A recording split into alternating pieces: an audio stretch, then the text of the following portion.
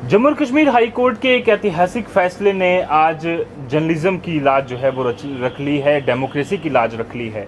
क्योंकि सबसे बड़ा स्तंभ जो माना जाता है डेमोक्रेसी का, चौथा स्तंभ, वो कहा जाता है जर्नलिज्म को, मीडिया को। और अगर उसकी आज़ादी कहीं ना कहीं छिनती है तो डेमोक्रेसी पर सवाल निशान जो है वो खड़ा होता है। आज हाई कोर्ट के इस फैसले ने एक बड़ा रुख जो है वो अख्तियार किया है और जम्मू एंड कश्मीर के इतिहास में एक सुनहरे अक्षरों में ये जो आज की तारीख है वो लिखी जाएगी।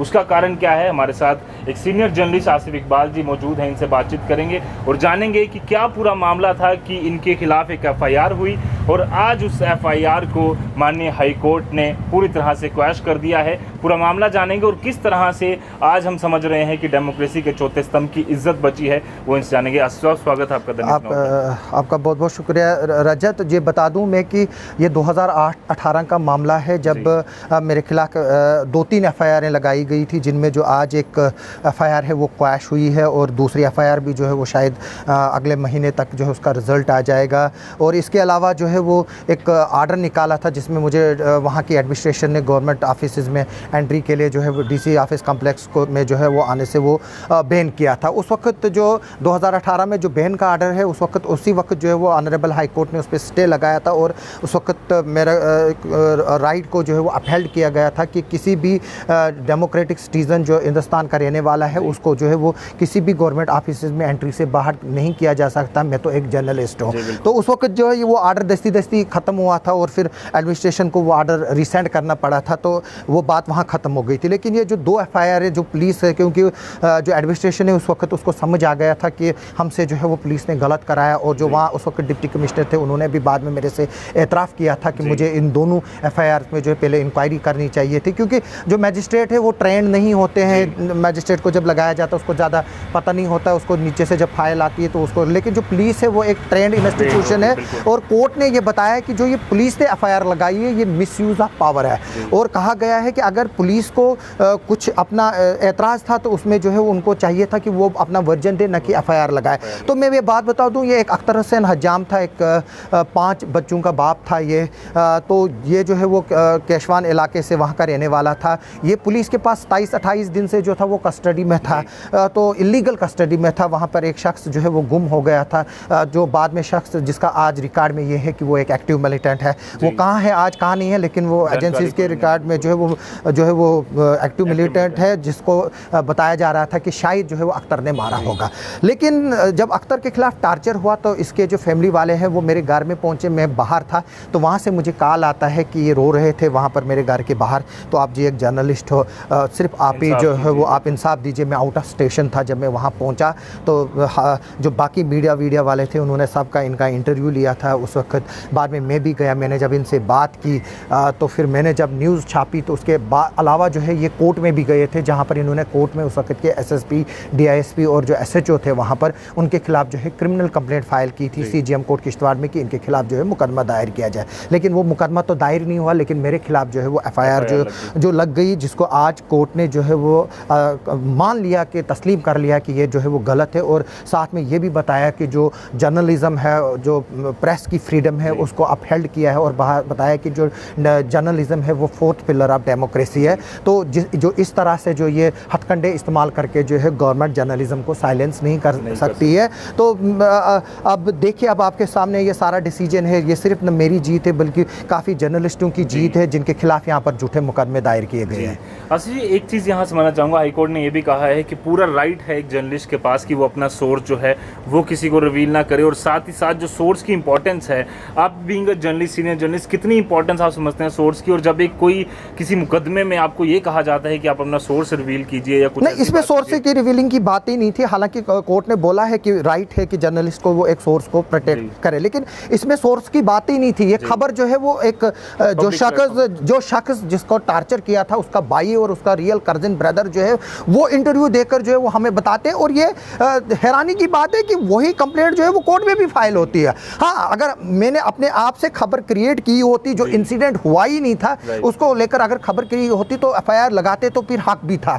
तो लेकिन यहाँ पर जो है वो हमने उसके रिश्तेदार और कोर्ट ने ये बोला है कि अगर आपने मेरे जर्नलिस्ट के खिलाफ एफआईआर लगाई है, जिन लोगों ने जर्नलिस्ट को ये बातें बताई जिसमें उसका ये इरशाद अहमद है, अख्तर का कजिन ब्रदर और उसका रियल ब्रदर जो फैमिली है, तो फिर उनके खिलाफ क्यों नहीं। और सबसे बात बता दूं, बदकिस्मती की बात यह है कि न सिर्फ अख्तर जो है वो कस्टडी में था, अख्तर की बीवी और उसका 1 महीने का बच्चा भी पुलिस के पास कस्टडी में था और बताया गया है पुलिस रिपोर्ट में कि उसने सुसाइड की। आप मुझे बता दीजिए राजा जी, 22-23 साल मुझे भी जर्नलिज्म में हुए, आप मुझे बताइए कि पुलिस स्टेशन में जाकर बंदा कौन सुसाइड करता है। तो इस तरह के जो है वो केसेस है।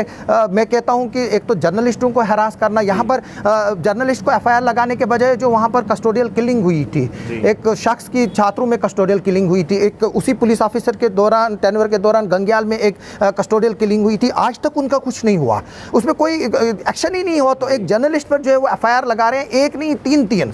एक तो डीसी का आर्डर जिसको कोर्ट जो है वो स्टे करता है, बाद में वो रिसेंड होता है, ये एफआईआर जिसको क्वाश कर, एक और एफआईआर है जिसमें दिल्ली के इंसिडेंट को बेहस बनाया गया है।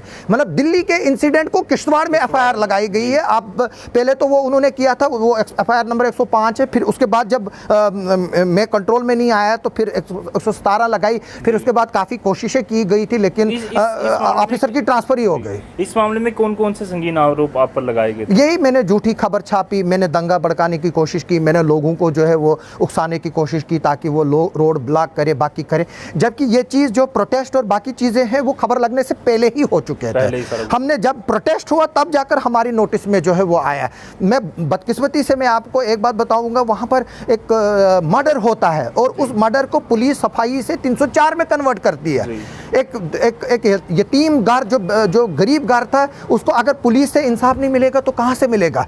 ये इंस्टीट्यूशन जो है वो लोगों को इंसाफ दिलाने के लिए, ना कि जर्नलिस्टों को हरास करने के लिए। मेरे काफ़ी जर्नलिस्ट दोस्त थे श्रीनगर में जिनको हरास किया गया है या जिनके खिलाफ एफआईआर। इरफान अमीन का जो है वो इशू है, पिछले दिनों उसने एक फिल्म पॉलिसी को लेकर ट्वीट किया था, उसके बाद उसको बुलाया गया। राइजिंग कश्मीर के साथ वो काम करता है। मैं भी आज तक मैंने भी बड़े बड़े न्यूज़ चैनलों से पिछले 23 साल में, चाहे वो NDTV हो, चाहे CNN IBN हो, चाहे टाइम्स नो हो, चाहे सहारा समय हो, चाहे अर्ली टाइम्स हो, चाहे खिदमत न्यूज़पेपर हो, चाहे राइजिंग कश्मीर हो, चाहे कश्मीर लाइफ हो, चाहे द शेडो न्यूज़पेपर हो, मैंने अभी तक दर्जनों के हिसाब से जो मीडिया हाउसेस है वो उनके साथ मैंने काम किया है। मैंने एंटी मिलिटेंसी फ्रंट पे जो है वो खबरें की है, मैंने मिलिटेंट्स के पकड़ने की खबरें की है। इसमें तो सोर्स की बात ही नहीं थी, ये तो फैमिली मेंबर्स का वर्जन था। तो जो ये एफआईआर है, इस जजमेंट ने जो है वो एक बेस सेट की और जहाँ पर जो है वो इस जजमेंट के बाद जो है जर्नलिज्म जिंदा हुआ है। और मैं जर्नलिस्टों से भी अपील करता हूँ कि वो जब भी कोई पोस्ट करे या खबर करे, सिर्फ इस तरह की खबर ना करे जिससे देश हित को नुकसान पहुँचे। बाकी अगर एक पुलिस ऑफिसर करप्ट है, आप चोरी करते हो, आप लोगों को लूटते हो, आप डाका डालते हो, तो आपके खिलाफ खबरें नहीं होंगी, क्यों नहीं होंगी? बिल्कुल होंगी। और आज की जजमेंट ने ज़रूर तारीख में एक सुनहरा नाम जो है वो दर्ज कराया है आज की डेट ने। जाते जाते आसिफ जी, किस तरह से आप समझते हैं कि हमारा जो इंस्टीट्यूशन है सबसे बड़ा, हम हाई कोर्ट को मानते हैं, हमारे माननीय कोर्ट्स को मानते हैं, आपको लगता है कि अभी भी अगर जर्नलिस्ट जो है किसी भी तरह की सोच वो रखता है, अगर नेशनलिस्ट सोच लेकर वो किसी तरह का काम करता है, तो ज़रूर उसे अल्टीमेटली इंसाफ मिलेगा? बिल्कुल मिलेगा, क्यों नहीं मिलेगा। इस जो मेरा जो है वो जो डिसीजन है, ये तो क्लासिकल एग्जांपल है। इससे तो पूरे हिंदुस्तान में प्रेसिडेंट सेट हो गए। और मैं देख रहा हूँ कि जितने भी लीडिंग न्यूज़ पेपर है, न्यूज़ पोर्टल है, द वायर है, आउटलुक है, जो बार एंड बेंच है, हर न्यूज़पेपर और हर लीडिंग जो एजेंसी है उन्होंने जो इस खबर को किया है। और इससे ये बात साबित होती है कि जो जर्नलिस्ट फर्टिनिटी है वो ऑल ओवर इंडिया सफ़र करती है। और इस डिसीजन के बाद जो है वो एक स्टे सेट होगा। मेरी रिक्वेस्ट है गवर्नमेंट से, ऑल ओवर इंडिया से और गवर्नमेंट ऑफ इंडिया से, मोदी सरकार से, होम मिनिस्टर से, यहाँ के LG से, जितने भी जर्नलिस्टों के खिलाफ जो इस तरह के मुकदमे हैं, फेक मुकदमे हैं, उनको जो है वो विड्रा किया जाए। हाँ, जो सीरियस नेचर्स के केसेस है, जैसे हमने देखा कुछ दिन पहले एक जर्नलिस्ट से ग्रेनेड के साथ पकड़ा गया, उसमें पूरी इंक्वायरी होनी चाहिए। और आज जो है वो मैं बता रहा हूँ कि कुछ लोग जो है वो 300 रुपये में जो है वो माइक लेकर जो है वो करते हैं। ये इंफॉर्मेशन डिपार्टमेंट की रिस्पॉन्सिबिलिटी है, यहाँ की CID की डिपार्टमेंट की रिस्पॉन्सिबिलिटी है कि वो उन लोगों की वेरिफिकेशन करे ना वेरिफिकेशन। जिस तरह से मुलाजमों की वेरिफिकेशन हो रही है, उसी तरह से जर्नलिस्टों की भी वेरिफिकेशन हो रही है। और अगर उसमें कोई जो है वो कसूरवार जो है पाया जाता है, या मैं ये नहीं बताऊँगा कि हमारी जर्नलिस्ट फर्टिनिटी दूध की दुली है, बेशक हमारे को भी कुछ रिपोर्टें आती हैं कि कि ब्लैकमेलिंग कर रहे हैं। अगर कर रहा है कोई तो आप उसके खिलाफ कार्रवाई करो, जैसे पिछले दिनों आपने कश्मीर में की है, कुछ लोगों के खिलाफ कर रहे। लेकिन हाँ, अगर रजत SHO के खिलाफ खबर करता है, SSP के खिलाफ करता है, विद एविडेंस खबर करता है और आपके खिलाफ FIR लगती है, तो ये जो है वो अनफॉर्चुनेट है और ये डेमोक्रेसी के लिए जो है वो हेल्दी चीज़ नहीं है। मैं बताना चाहूँगा कि जर्नलिज्म जो है वो क्राइम नहीं है। मेरे को इस FIR के ज़रिए न सिर्फ हरासमेंट करने की कोशिश की गई, मेरे को मैंने बताया कि सबसे पहले मेरे जो 2008 में बैन किया गया था, यानी कि आज से 13 साल पहले इंस्टीट्यूशन में जाने के लिए। तब ज़बानी आर्डर था, डायरेक्शंस दी गई थी, लेकिन अब बाद में वर्बल निकला।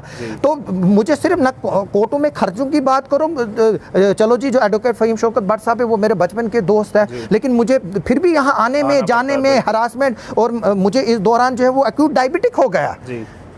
मैं तमाम जर्नलिस्ट से अपील करता हूं कि वो इस तरह के इश्यूज में जो है वो यूनाइट हो जाए। ये नहीं है कि आसिफ भुगत रहा है तो बस भुगतने दो, लेकिन जब तुम्हारे ऊपर बारी आएगी, जब रजत को कल बारी आएगी, तो तब रजत जो है वो आवाज़ उठाएगा। इसमें जॉइंट आवाज़ उठाने की ज़रूरत है। इसमें all over India, all over world में इस वक्त हम देख रहे हैं, कोरोना में जो है हमारे जर्नलिस्ट साथी मरे, अफगानिस्तान वार में मरे, सीरिया वार में मरे, पाकिस्तान में रिपोर्टिंग कवरेज करते हुए मरे, जम्मू कश्मीर में रिपोर्टिंग कवरेज करते हुए मरे। हमारा फ्लड में एक दैनिक जागरण का जब कश्मीर में फ्लड आए थे, उसके 2 दिन के बाद डेड बॉडी मिली थी करके। तो हमें यूनाइट होना चाहिए और इस तरह के केसेस में जो है वो हमें रेजिस्ट करना चाहिए और यूनिटी शो करके गवर्नमेंट को जो है वो प्रेशर डालना चाहिए कि जो इस तरह की FIR से उनको विड्रा किया जाए। बिल्कुल, और एक साफ तौर पर आज डेमोक्रेसी की जीत हुई है कहीं ना कहीं, और मीडिया को जो फोर्थ पिलर कहा जाता है, आसिफ नाइक जी का एक बेहतरीन एग्जाम्पल, एक बेहतरीन केस जो है आज पूरे देश भर के सामने आया है, जिसमें कि अब हम मान सकते हैं कि कोई भी अगर FIR गलत होती है या किसी भी तरह की भी